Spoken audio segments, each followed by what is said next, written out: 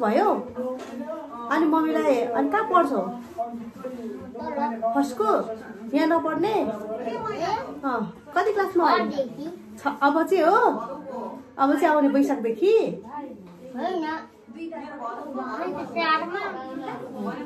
तपाईँले मेरो भिडियो सानो बनाउनु है त तपाईँ कति वर्ष हुनुभयो कति 34 वर्ष 34 तपाईँको 5वटा बच्चा होइन अनि तपाईँको त उमेर पनि सानो छ 5वटा बच्चा होइन कति कति महिनाको फरक छ नानी पहिला चाहिँ 5 वर्षको फरक अनि कान्छा र माइला र फेरि अर्को छोरी 4 वर्ष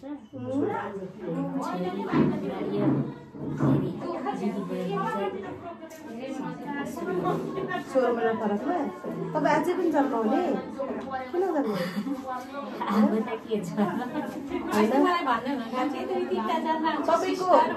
तपाईँको स्वास्थ्य हेरेर होइन स्वास्थ्य विषय हेर्दा यो राम्रो कुरा पनि होइन एक त तपाईँलाई हामीले धेरै खोज्यौँ यति धेरै फोन गऱ्यौँ यति धेरै किनभने चाहिँ त्यो हाम्रो लागि खोजेको होइन नि तपाईँको लागि र तपाईँको बच्चाको लागि खोजेको नि त किनभने तपाईँको त अब नानी पनि अब दुध खाँदा खाँदै नानी पेटमा आएको रहेछ हामीले थाहा पायौँ होइन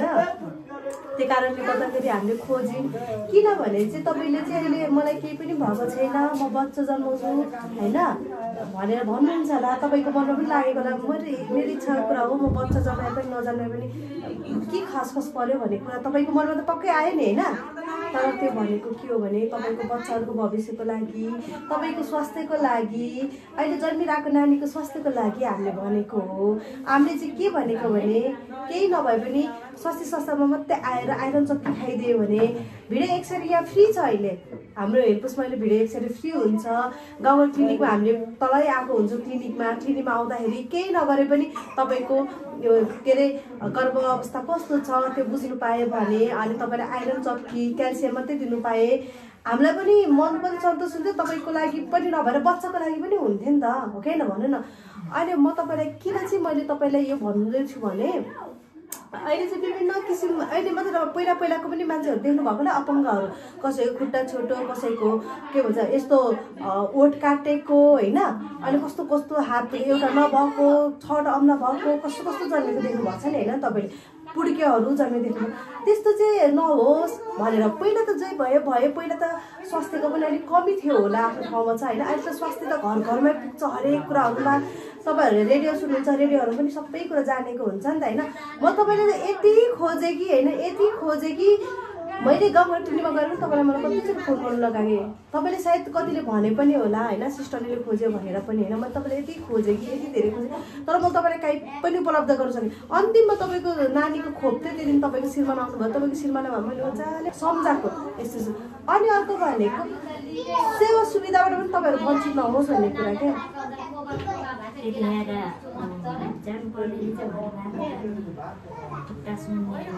हो त्यो तपाईँको गर्भअवस्थामा खुट्टा सुन्नु भनेको सानो कुरा होइन नि त जस्तै हामीलाई नै भनेर पर नै आउनु भएको भए होइन जस्तै त्यही गाउँ क्लिनिक थियो नि त त्यही क्लिनिकमा आउनु भएको भए गर्भवतीमा होइन गर्भ अवस्थामा खुट्टा सुन्निनु हातमुख खुट्टा सुन्निनु राम्रो होइन हेर्नु बिचमा रगत गइरहनु राम्रो होइन सेतो पानी बग्नु राम्रो होइन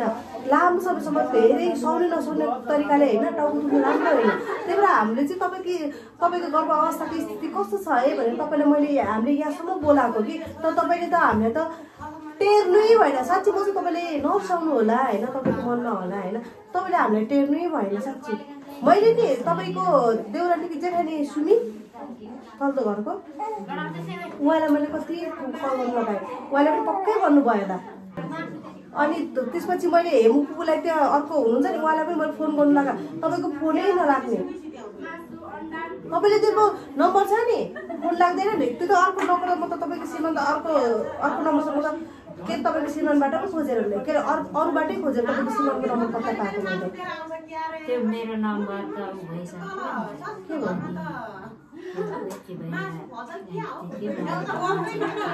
तपाईँले नम्बरै लाग्यो तपाईँले यहाँनिर जानेर हामीलाई किनभने कार्डमा छ नि त्यो नम्बरै लाग्दैन म चाहिँ तपाईँले के भन्छु भने होइन बच्चा जन्माउनु पर्ने नपर्ने तपाईँ आफ्नो ठाउँमा तर के भन्छु भने चाहिँ यसरी बच्चा जन्मायो भने अहिले तपाईँको बच्चा स्वस्थ होला होइन भोलिको दिनमा त बढ्दै गएपछि बच्चाको त केही न केही त होला नि त सुस्त मनस्थिति हुने होइन धेरै किसिम छ नि यो त तपाईँले अलिअलि त पढ्नु भएको नि होइन कति क्लाससम्म पढ्नुभयो तपाईँ पढ्नु भएन अनि वरिपरि पनि देख्नु भएको हुन्छ होला कतिपय सुस्त मनस्थितिको बच्चाहरू पनि देख्नु भएको होला अनि 35 तपाईँ कति 34 होइन 34 वर्षमा 5वटा नानी तपाईँले यति खोजे म तपाईँसँग कहिले भेटेर कुरा गरौँला भनेर सोचेको थिएँ यसो नगर्नु न अझै पनि तपाईँको प्लान छ कि बच्चा जन्माउने नत्र भने परिवार नियोजनको अस्थायी साधन छ बच्चा 45 दिन पुगेपछि लाउने खालको छ हामीसँग डिपोहरू छ हामीले त्यो बेला पनि त तपाईँको बच्चा भएर पनि तपाईँले लाउँदा पनि त भनेको थिएँ 45 के अरे 45 दिनपछि चाहिँ परिवार नियोजनको अस्थायी साधन प्रयोग गर्नुपर्छ है भनेर हामीले भनेको त्यही बेला तपाईँले त्यो पनि लाउनु भएन किन अब पनि नगर्ने नलाउने अब पनि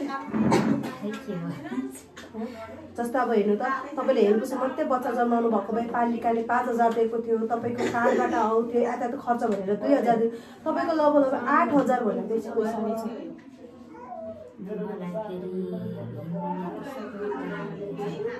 हिँड्नु गाडी खोजेर ल्याएको भए पनि हुँदैन यातायात खर्च भनेको तपाईँको 2000 दिन्थ्यो त्यही गाडी थियो होइन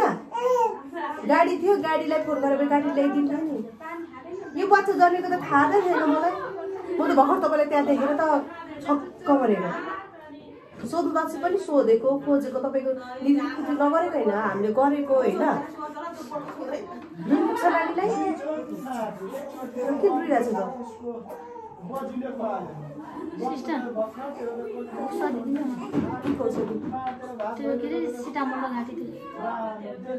अब हेर्नु त तपाईँले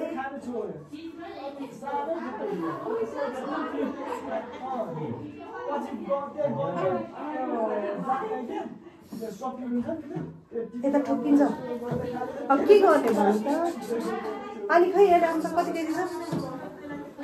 अनि तपाईँले नानीलाई यस्तरी गुनेमा लिएर आउनु भएको छ कपडा पनि छैन कपडा नभए नलाइदिनु भएको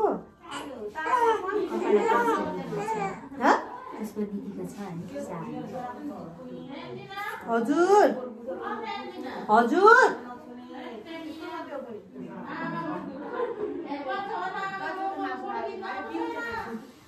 को रुयो अब यस्तो गर्नु हुँदैन नि त नि अब त हेर्नु त मजाले कपडा लगाइदिनु तपाईँहरूले राम्रोसित लगाइदिनु त सक्नुहुन्न होइन अनि के गर्नुहुन्छ भन्नु त तपाईँको चित्त चाहिँ नदुखाउनु होइन अब आफै हेर्नु न तपाईँको नानी यसो अब तपाईँले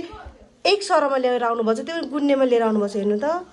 ए नानीको भविष्य के हुन्छ होला तपाईँ आफै भन्नु न त्यतिको त रिस उठ्छ होला है तपाईँलाई यिनीहरूले कति किसिस गर्यो भनेर यो माथि यो नानीभन्दा माथिको नानी कति महिना पुग्यो अरे अनि दुध खाइरहेछ अब हेर्नु है त तपाईँले त्यो नानीले पनि राम्रोसित दुध पुगेन भेटेन हेर्नु है त्यो नानीले कति 2 वर्ष दुध खुवाउनु पर्ने थियो 24 महिना मजाले त्यो नानीले 24 महिना पनि दुध खाएन कति महिना खायो 16 महिना खायो सँगै खुवाउनु भयो तपाईँको यो नानी पेटमा आइन्जेल पनि त्यो नानीलाई खुवाउनु भयो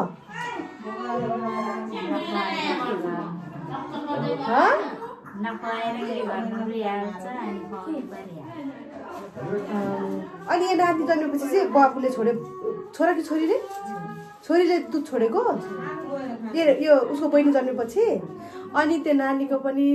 2 वर्ष दुध पुगेकै छैन हेर्नु है नानी 2 वर्ष पुगेकै कम्ती पनि 2 वर्षको फरकको बच्चा जन्माउनु पर्छ जन्माउनै भयो के हो कि नभन्नु यसो अहिलेको जमानामा त तपाईँ उदाहरण हुनुभयो कि होइन के भन्ने तपाईँले भन्नु न अब ए नानीको पो हेर्नु त ए नानीको भविष्य त्यो नानीकै भविष्य हेर्नु त प्रशस्तिमा त दुधै पुगेको छैन त्यो नानीलाई अब के हुन्छ भन्नु त त्यही गर्नु हुँदै तपाईँलाई थाहै नपाएर बच्चा बसेको कि थाहा पाएर बच्चा बसेको जन्माउँछु भन्ने कुराले राखेको कि हो बसेपछि त अनि बसेपछि त हामीसँग उपाय थियो त नि यो कुराको हाम्रो हेरकोसमा उपाय थियो राख्नुभएको तपाईँले त्यो बेला काखको बच्चालाई चाहिँ हेर्नु भएन बुझ्नु भएन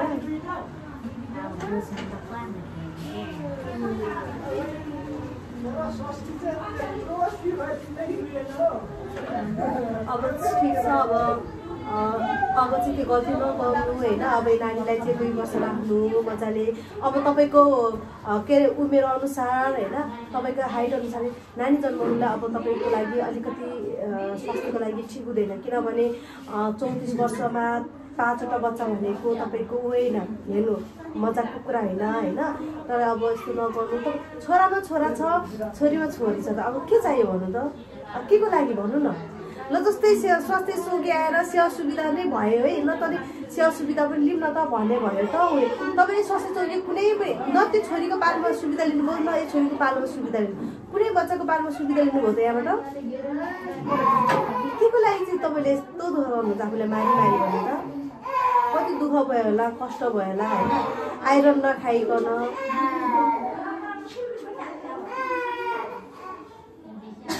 दुध पुग्छ है प्रशस्ति नानीलाई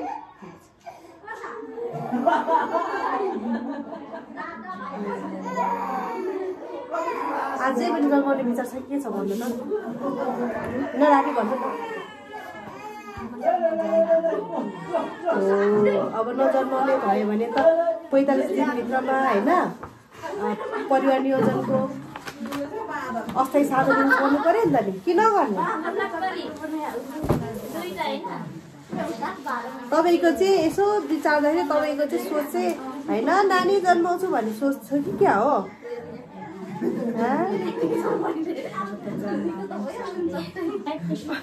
अनि यो जन्माउँदा चाहिँ सक्नुभयो कति केजी थियो पहिला तपाईँको नानी त्यो पनि थाहा छैन तपाईँको नानीको नाम के हो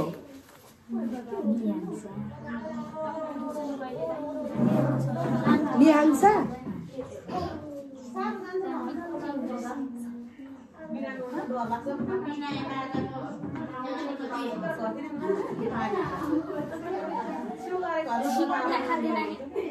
जन्मदाता बनाइदिनु भयो कहिले बनाउनु अहिले आजै बनाएको भयो भने ओडा पनि नजिक थियो कति जन्मेको नानी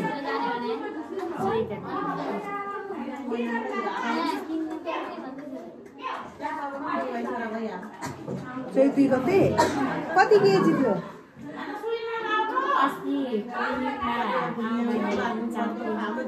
4 केजी थियो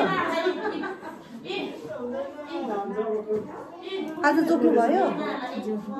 जोखे छैन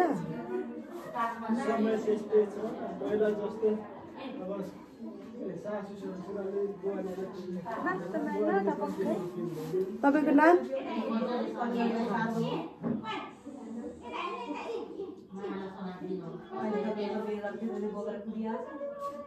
बुढाको नाम रघुनाथ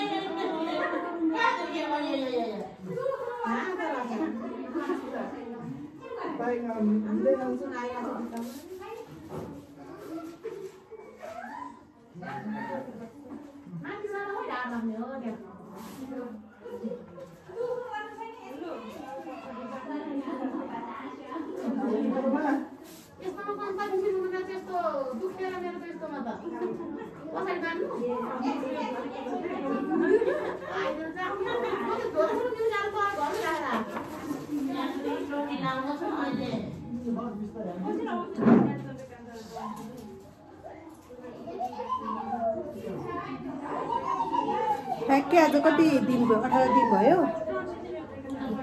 21 दिन भयो।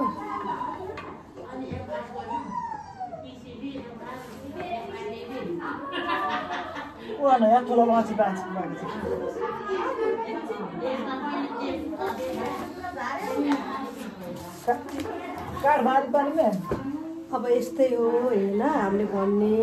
अब तपाईँलाई हजुर आजलाई कान्छालाई आएको वर्ष धेरै छ टन्सी तपाईँको नानीको जोखुम। अब अलिअलि त रिस उठ्यो होला हामीले सम्झाउँदाखेरि, हुनु त सम्झाउँदाखेरि तितो हुन्छ अरे, तितो हुन्छ अरे होइन।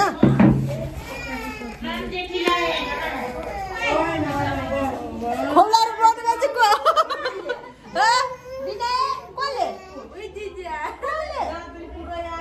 कसले हो? कसले बिनाएर अझै छ? अब देख्दै रुयो ल है नानीहरू आज च्याचेर बेला छ खोप कार्यक्रममा। बाहिर हिँड्नु न, म आउँछु बाहिर।